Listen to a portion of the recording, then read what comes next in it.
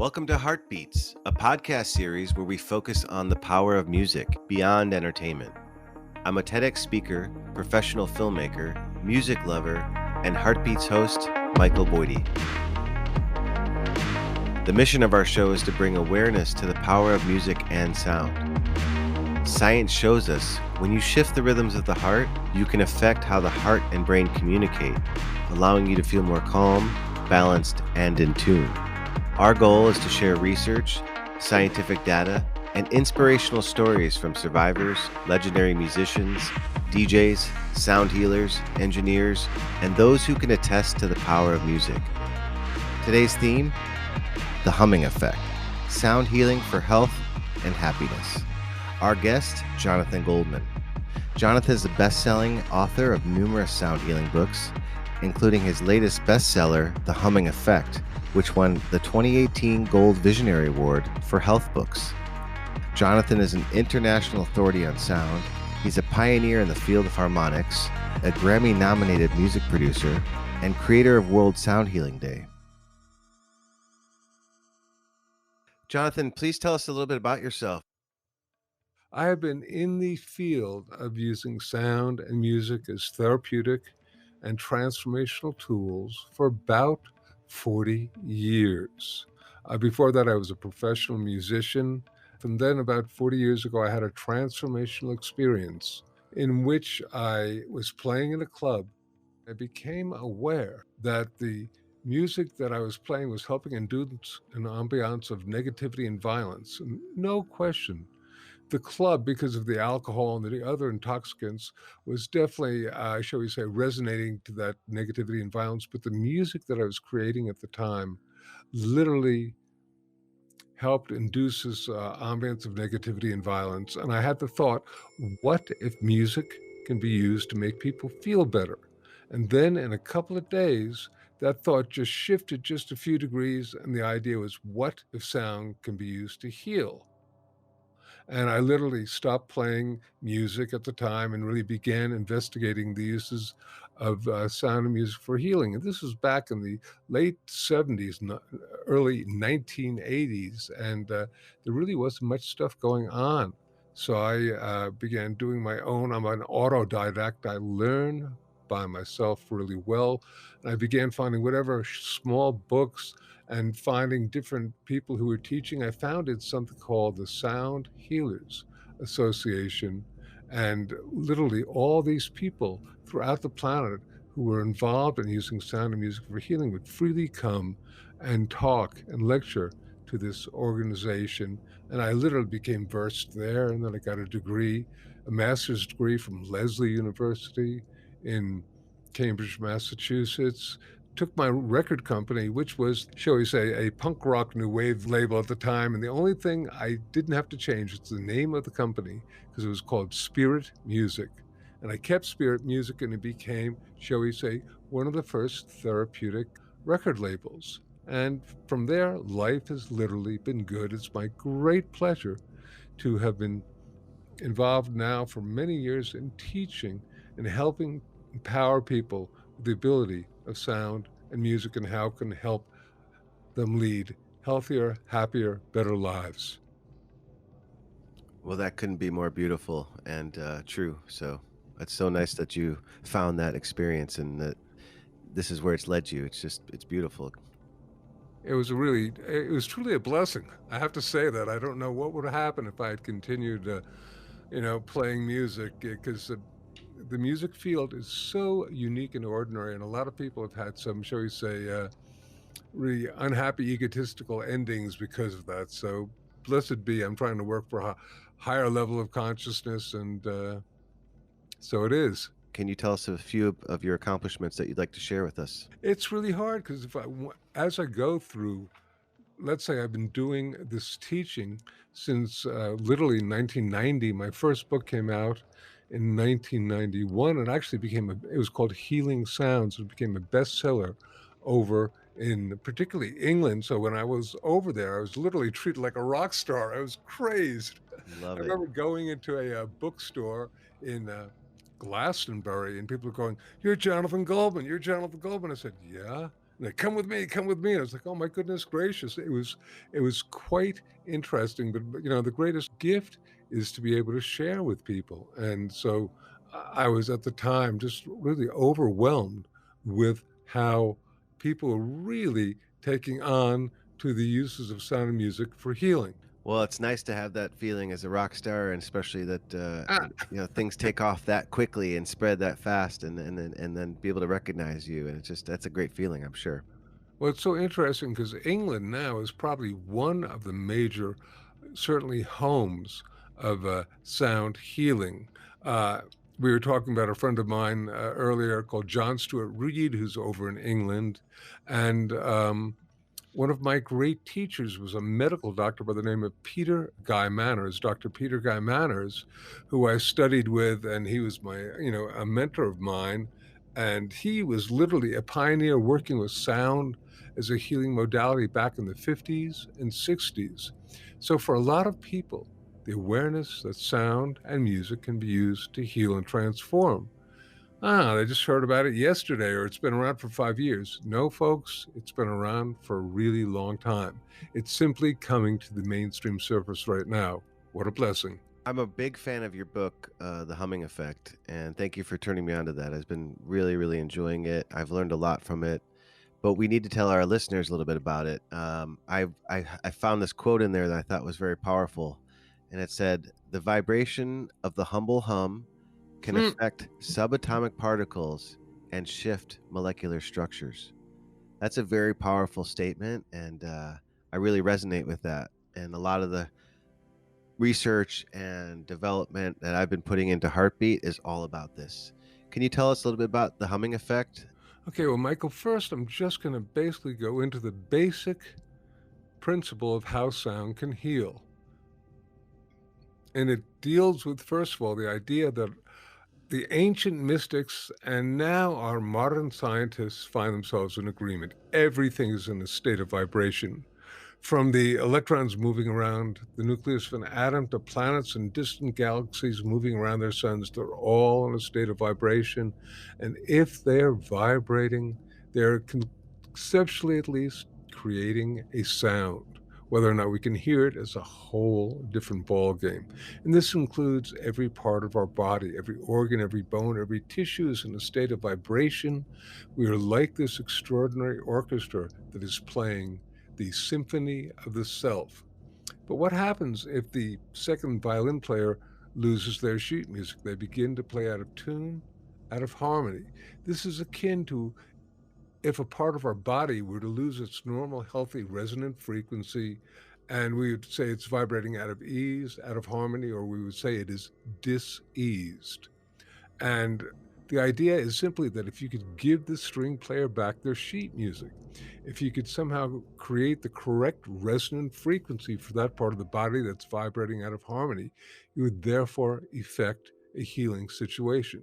So that's really important to understand before we get into the simple but profound hum. Having been teaching this for a very long time, and I use all sorts of different modalities from tuning forks to, of course, I create music. And we're going to talk about these a little bit later, but we're literally talking about entrainment, which is a phenomena of physics in which you can change the vibrational frequencies of something using sound.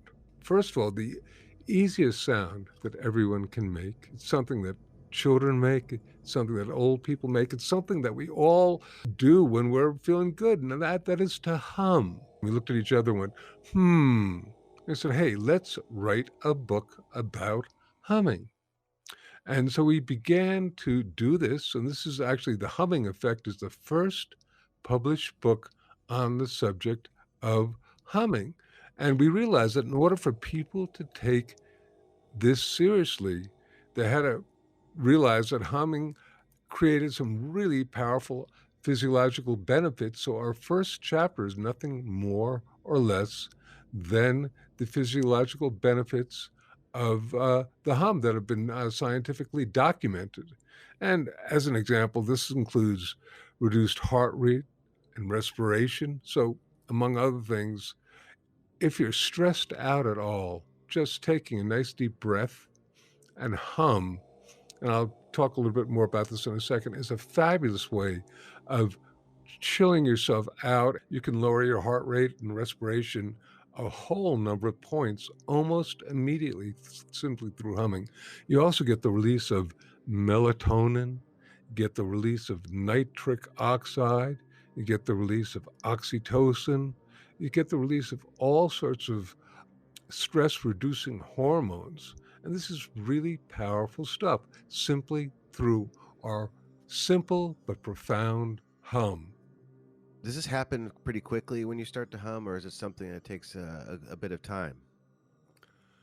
Well, for myself, when I do it, if I hum, let's say I'm really stressed out, I got to go to a meeting or something like that, and it's something I'm uncomfortable about. If I just sit there, close my eyes, take some nice deep breaths, because of course, without breathing, there is no sound. Without breath, there is no life. So you need to breathe in order to sound. You need to breathe in order to live. So you take a nice deep breath, then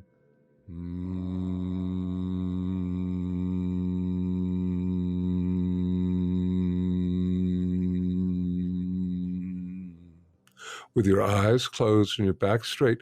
And, I find that if I do this for 2 minutes, I will be in a really deeply altered state of consciousness from where I was. And particularly, I suggest to people that if they can do something like that for about 5 minutes, it's really probably the necessary amount of time for them to really experience these powerful physiological changes. We're in a time right now where everyone's isolated in their homes. They've got a lot of stress and fear that's going on because of the media, and knowing that there's a virus out there that could potentially hurt or kill them. What do we do in situations like this? How does humming or music and sound help us through times like this? So, Michael, all of those simply because, first and foremost, we want to not be stressed. We ultimately want to be chilled. So, for some people, that will simply mean listening to relaxing music. For others, it simply could mean doing something like listening to music that you like that's making you feel comfortable and making you feel a little less afraid. Or indeed, if you want to get into a even a more powerful level from my perspective, start humming. Once again, hum as a practice for 5 minutes a day because it's been suggested by some doctors that literally, as I was mentioning, this nitric oxide and this melatonin can be powerful anti-inflammatory. So if some sort of stuff might be happening before it's really taken effect, you might be able to, shall we say, transmute it simply through humming. Now, this is not Dr. Goldman saying, do this and this will happen. But I'm saying it might, and really, it can't hurt if you hum. Right. Cannot So, I hurt. mean, I think those are really, really powerful things. And I actually have come across and I have been sent stuff by other medical doctors and whatnot suggesting that people hum when they can. And I thought, how brilliant and how beautiful is this? So, from my perspective, the combination of using relaxing music to just chill out and humming, it's a great formula. Well, that's really, really helpful for people right now while they're going through this. And, if it's something that they continue to use, it'll be a great health benefit. And, sometimes it takes something a little scary like this to get people triggered into doing things like this, to finding these modalities where it makes them feel better. So I know it's a blessing and a curse, this whole thing. The earth seems to be a little bit happier right now. And, I think it's good that people are getting some time home with their loved ones, and just want people to be safe and be able to find methods like humming that can make them feel good in a time of stress. So I appreciate that information and knowledge. I know our guests will as well. You were nominated as a producer for the Grammy Award. What was that experience like? That's a big nomination. What was that like for you? It was crazy, Michael, because A, I didn't even know that it'd been submitted by this record distributor that I work with, and I didn't know that they had submitted it, let alone that it had been chosen as one of five contenders for the crown. And I remember I was down in Florida with my wife Andy, and we were visiting her parents, a place called Venice Beach, and we were having some seafood, and all of a sudden, my cell phone rang, and it was my office manager calling me, going, you won't believe this, but Tibetan Master Chants got nominated for a Grammy. And I was like, really? And Tibetan Master Chants is a recording that I did for our beloved Lama Tashi, who was the Dalai Lama's favorite Tibetan chant master. He's sort of an adopted monk, son of mine, and he lives at the foothills of the Himalayas, and he's so adept with language and music that he's gotten into Tibetan politics, or at least was involved there. So he's not doing as much chanting. But I had him over at my home one time before we left for an event, and I said, Tashi, this is a recording, multi-track recording thing. I want you to chant a dozen different mantras and let me play with it. And so I began playing with it, doing various types of effects and different that, and then wonderful liner notes. And I created it and I released it. And by gosh, by golly, Michael, it's still one of the more famous, and it's the only Tibetan solo monk chant recording that's ever been nominated for a Grammy. That's amazing, and that's just it shows you too that people are really into it, and once it gets out there, it just takes a little bit because these types of things aren't commercial. They're not like branded commercially and sold on a commercial level. So when something becomes almost an underground success, that means people are really sharing it and really enjoying it, and not just being marketed and advertised. So that says a lot. Right. It's just for me on a level. It was wonderful because, strange as it may seem, I could feel the energy building. And I met Tashi out in Los Angeles for the Grammys. And the day of the Grammys, uh, literally the whole Grammy section, the largest piece was a full page article called "Give Peace a Chance," CHANTS, featuring Lama Tashi and some pictures of me. There were little articles on Bruce Springsteen and James Taylor and stuff like that. And the Tibetan monk monopolized it. It was crazy. Wow, it's so cool. Okay, got to tell you this one. But this was probably when I was about 33 or 34 years old. I had created a recording for my son Joshua called Dolphin Dreams. And I was in my office one day and the phone rang. And mind you, since then, I've had all sorts of extraordinary experiences that people have told me about how my music has helped heal them of really chronic diseases, among other things. But this was crazy. I picked up the phone and there was a voice and it was like, "Hi, is Jonathan there?" And I said, "Yeah, this is Jonathan. How can I help you?" And she said, "My name is so and so, and I have not slept for the last 10 years. And I've been going to a psychiatrist, and he recommended that I listen to your Dolphin Dreams album. And I listened to it last night, and I slept through the night for the first time. And I just wanted to thank you." And she began crying. And Michael, I got to tell you, it's such a heart touching experience. So I just wanted to share that with you. It's not dramatic in terms of somebody flying or levitating, but somehow it brought peace and tranquility to someone who had been really tortured for quite a while. What a blessing. One last question. Do you have any new books or albums that you'd like in progress that you'd like to share with our listeners that's coming out soon, or anything you're working on you want to share with us? Well, I actually just did release for free on the internet. It's called Healing Codes, Sacred Sounds, and it's a 15-minute musical piece and accompanied with a little picture so I can put it on YouTube. But it has these various frequencies of these tuning forks, there's three different very, very powerful chants from different traditions that are said to be great healing purification chants. And I was basically walking few weeks ago with my wife before the stay-at-home order happened, actually the day before, and an inner voice said, "You need to create a recording that is accessible to all people that they can potentially use to help assist him in this time. So I went back and I started doing it and just went up a couple of days ago. Healing Codes, Sacred Sounds, Jonathan Goldman. And try it. You might like it. Absolutely. I've loved all of your stuff, and I'm really excited to check that out. And I'm sure our listeners will like that as well. It's going to be a much needed track and at times like this for sure. Oh, thank you, Michael. And thank you for the wonderful work that you are doing, helping raise and promote awareness of sound and music.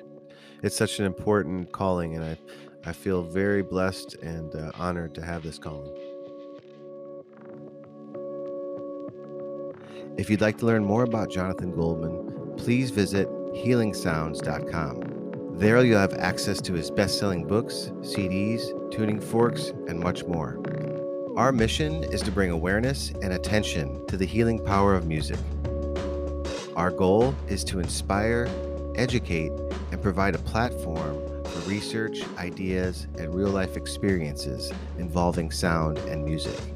To learn more about our upcoming documentary, Heartbeat, please visit heartbeatdocumentary.com or heartbeatthefilm.com. Subscribe and you'll stay up to date on the progress of our film. Again, thank you for tuning in and listening to Heartbeats. I'm your host, Michael Boydie.